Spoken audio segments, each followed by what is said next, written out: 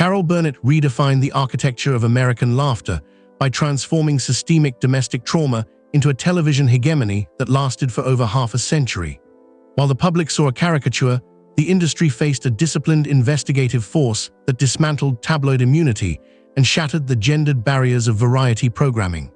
Beneath the signature ear tug lies a narrative built on anonymous checks, ancestral ghosts, and the relentless pursuit of artistic agency. How did a one-room apartment dweller on welfare become the primary architect of modern comedy? And at what price does a legend maintain a mirage of joy for 90 years? The story of Carol Burnett does not begin with a spotlight. It begins in the economic vacuum of 1930s San Antonio and a cramped boarding house in Hollywood. Her parents, Joseph and Ine Louise, were not merely victims of the Great Depression. They were casualties of a systemic addiction that rendered them ghosts in their own home. Left in the care of her maternal grandmother, Mabel Eudora (Mee White), Burnett's early existence was defined by welfare subsistence and the meticulous navigation of a one-room studio apartment. In this environment, the mirage of stability was maintained through the weekly ritual of the cinema, where her grandmother would famously liberate rolls of toilet paper from the theater, while Carol absorbed the visual language of the silver screen. This poverty was the catalyst for a fundamental psychological split. In the second grade, Burnett developed a sophisticated defense mechanism, an imaginary twin named Karen. To convince the other boarders of Karen's existence, Carol would dash in and out of the fire escape, frantically switching clothes to maintain the anomaly of two children living where there was barely room for one. This was not mere play, it was a proto-performative laboratory. She was learning that reality is malleable, provided the costume change is fast enough. The trauma of her parents' alcoholism, which would claim both of them by the late 1950s, was being converted into the character work that would eventually dominate the Nielsen ratings. The paradox of Burnett is that the clown was born from a desperate need to camouflage a life of lack. This domestic instability forged a resilience that would soon be tested by the rigid structures of academia and the brutal economics of New York theater. As the 1950s approached, the girl from the boarding house faced a terminal obstacle, the lack of capital. But the architecture of her life was about to be altered by the intervention of a stranger. In 1951, the trajectory of Carol Burnett was stalled by a deficit of exactly $50. The University of California system offered low tuition, but for a family on welfare, the sum was an insurmountable hegemony of debt. The catalyst arrived in the form of a nameless envelope, a $50 donation that allowed her to enroll at UCLA. This was the first in a series of philanthropic anomalies that would define her career. Initially focused on journalism to fulfill her mother's thwarted dreams, a mandatory acting course for the playwriting program revealed a different calling. When she stepped onto the stage, the laughter she elicited was not a choice. She described it as an atmospheric requirement for her psychic well-being. The second act of alchemy occurred during her sophomore year. While performing at a party in 1954, Burnett caught the attention of a businessman who recognized the scarcity of her circumstances. On the spot, he offered her an interest-free loan of $1,000 to move to New York. The contract was unconventional. She was to never reveal his identity, and she was mandated to help others if she achieved success. This was the birth of the Burnett Mandate, a systemic commitment to philanthropy that would eventually see her endow scholarships like the Carol Burnett Musical Theater Competition at UCLA. Armed with this capital, she moved to the Rehearsal Club in Manhattan, a boarding house for single women that would later serve as the narrative foundation for her development projects in 2024. The early years were a grind of hat-checking and novelty parody songs, specifically a satiric ode to John Foster Dulles that caught the attention of Ed Sullivan. By 1959, she was an overnight star in Once Upon a Mattress, a success that was 5 years in the making. But as she moved from the stage to the screen, she encountered a new adversary, the institutional belief that a woman could not hold the center of a variety show. While Broadway had been conquered, the boardrooms of CBS remained a fortress of gendered traditionalism. The architecture of the Carol Burnett Show was not granted. It was seized through a meticulous piece of legal leverage.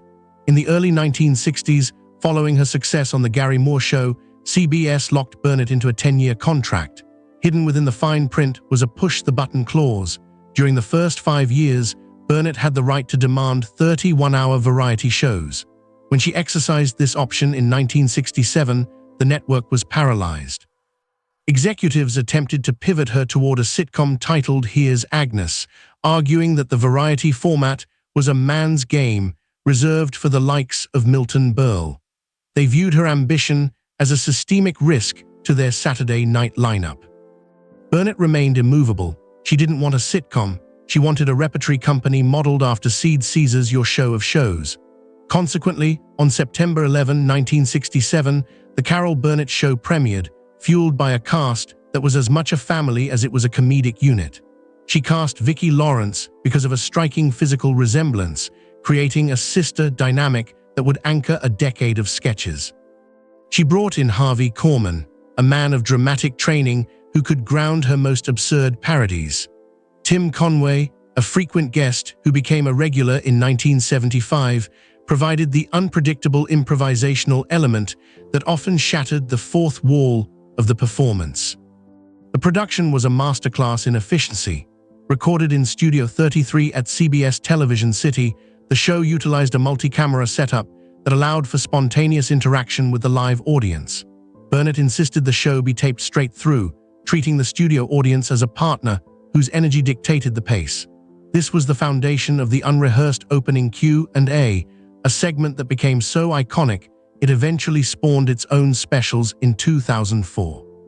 However, the show's greatest visual triumph wouldn't be a joke, but a piece of green velvet and a heavy metal rod.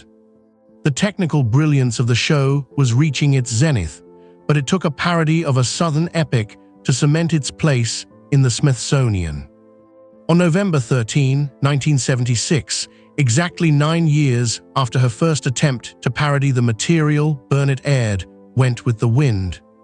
The 18-minute segment was a surgical deconstruction of the 1939 film Gone with the Wind.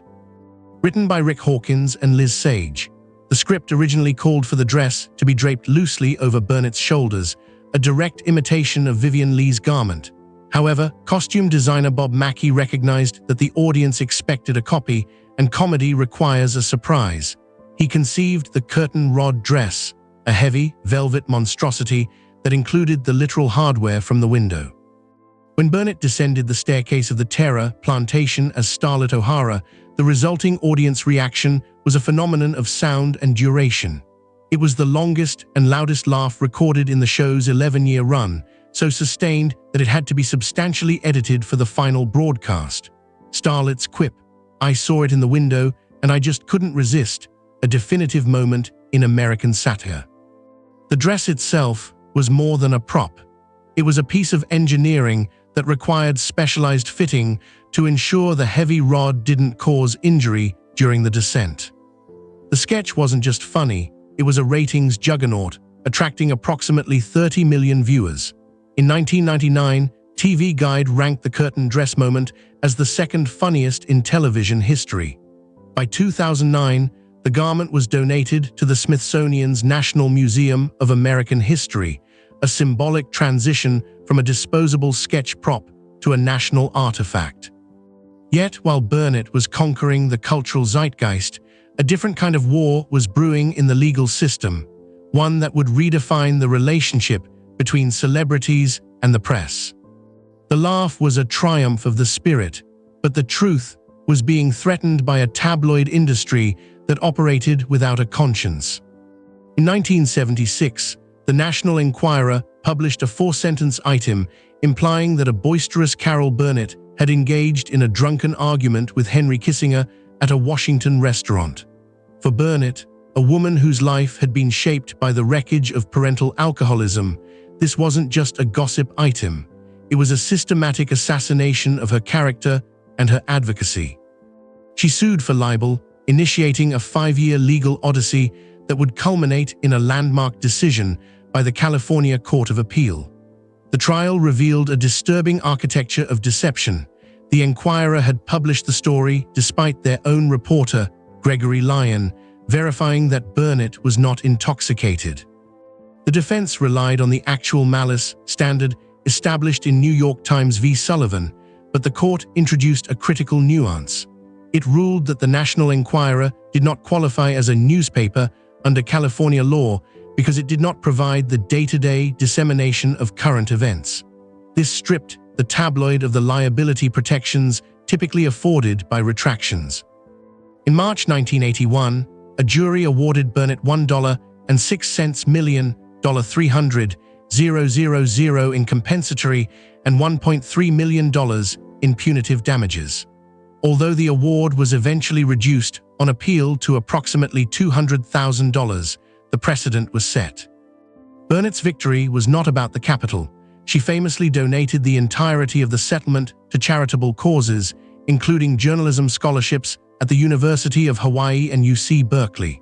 She wanted to build a firewall against reckless reporting. Analysts suggest this case birthed the modern era of celebrity litigation, emboldening figures from Dr. Phil to the Jacksons to challenge the hegemony of gossip. However, while she was winning in the courtroom, the hereditary shadows she fought so hard to outrun were resurfacing in her own home. The courtroom victory protected her name, but it could not protect her family from the chemical cycles that had haunted her childhood. The paradox of Carol Burnett is that her career flourished as her domestic life echoed the tragedies of her youth. Her 20-year marriage to producer Joe Hamilton ended in 1984, buckle fractured by the strain of their daughter Carrie's drug addiction. Carrie eventually recovered, becoming a collaborator with her mother on the play Hollywood Arms, but her death from cancer in 2002 at age 38 was a shattering blow. Burnett processed this grief in her memoir Carrie and Me, attempting to find a synthesis for the eventful nature of a life that was rarely fair. The cycle of addiction did not stop with Carrie. Her youngest daughter, Erin Hamilton, entered a 19-year downward spiral that included 8 institutionalizations. In 2020, at the age of 87, Burnett and her husband Brian Miller were forced to petition for legal guardianship of Erin's 14-year-old son, Dylan. Court documents revealed a harrowing reality.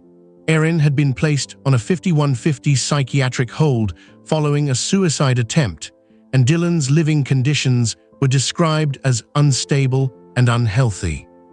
Burnett's decision to make these matters public was an act of transparency that mirrored her 1981 lawsuit. She chose to acknowledge the systemic failure of the family unit to break the cycle of addiction, positioning herself not as a victim, but as a guardian of the next generation. This hereditary shadow remains the dark undercurrent of her comedic output, a reminder that the laughter was always a weapon against a very real despair. Despite these crises, her career refused to atrophy, entering a renaissance that few expected for a performer in her 90s. The shadow of the past was long, but the spotlight of the present was about to become brighter than ever. In the final act of her career, Burnett has turned her focus toward the systematic endowment of the future. True to the promise she made to the anonymous businessman in 1954, her philanthropy has become a cornerstone of the arts education infrastructure. In 2025 and 2026, she performed a final deconstruction of her own ego by donating over 140 of her personal awards, including her Emmys, Golden Globes, and her Tony to the UCLA School of Theatre, Film, and Television. This was not a retirement. It was a repositioning of her success to serve as a catalyst for others. Her advocacy has also extended into the medical realm. For over 40 years, she has served as a lifetime director for the Hereditary Disease Foundation, supporting research into Huntington's disease. In October 2024, at Variety's Power of Women event, she was honored for this dedication, emphasizing the work of researchers like Nancy Wexler. This commitment to medical research is a logical extension of her life story, a battle against the genetic and environmental predispositions that threaten the human spirit. By endowing the Carol Burnett Scholarship at UCLA, she created a permanent entry point for students who, like her in 1951, are one $50 check away from oblivion. This is the Burnett hegemony, a system of giving that ensures her influence outlasts her physical presence. Even as she was giving her past away, she was busy filming a future that proved the variety of her talent had never actually expired. The awards were on the shelves of a university, but the artist was back on the set of a global streaming phenomenon. In 2024, at the age of 91, Carol Burnett entered the world of prestige streaming with Apple TV Plus Palm Royale. Playing Norma Delacorte, a society dame who spends the first 4 episodes in a coma, she managed to steal scenes with nothing but grunts and groans, the same vocal dexterity that birthed her Tarzan yell decades prior. Consequently, she received her 23rd Primetime Emmy nomination, a feat that spans 6 decades of television history. She is no longer just a performer, she is an institution. The industry codified this status in 2019 with the creation of the Carol Burnett Award at the Golden Globes, a lifetime achievement honor in television. In early 2026, the award was presented to Sarah Jessica Parker, a moment that underscored the lineage of female performers who operate within the architecture Burnett built. Despite her age, her production schedule remains aggressive. She is currently developing a series based on the Rehearsal Club, bringing her 1950s Manhattan apprenticeship full circle. As of February 2026, Carol Burnett's net worth is estimated at $45 million, a fortune built not just on talent, but on the meticulous management of her own image and the strategic acquisition of her show's rights. She remains a national treasure, not because she is old, but because she is relevant. Her laughter is not a relic of the past, it is a current that continues to flow through the streaming era. The truth of Carol Burnett is found in this endurance, the ability to remain a partner to the audience while the world around her changes beyond recognition. The architecture of Carol Burnett's life is a testament to the fact that comedy is not a distraction from tragedy, it is the ultimate resolution of it. From the one-room apartment where she invented Karen to the Smithsonian where her curtain dress now hangs, she has proven that a legacy is not something you leave behind, but something you build while you are still standing. Her life was never about the fairness of the cards she was dealt, but the eventful way she played them. As we look at the 92nd year of this icon, we are left with a haunting realization. The laughter she gave us was the only thing that could bridge the gap between her poverty and her power. If a $50 check could change the course of television history, what unknown catalysts are we ignoring in our own lives today? And when the final curtain falls, will we be remembered for the awards we won, or for the strangers we helped along the way?